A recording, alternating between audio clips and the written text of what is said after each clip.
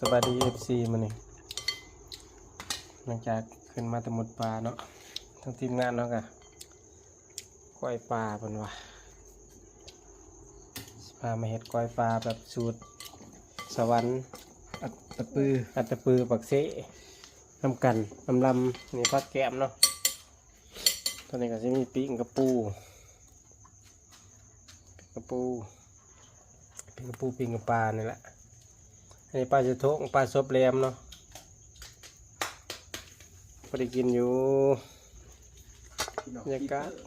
แซ่บๆคือเก่าอันนี้ก็ก้อยปลากำลังต้มหัวปลาเนาะพดแล้วก็ลงเลยแซ่บคือเก่าใส่ขีมคม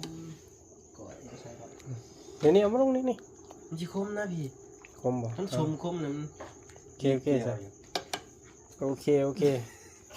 เดี๋ยวปิดคลิปสำนี้ก่อนหากินข้าวกันเด้อบัดนี้เด้อ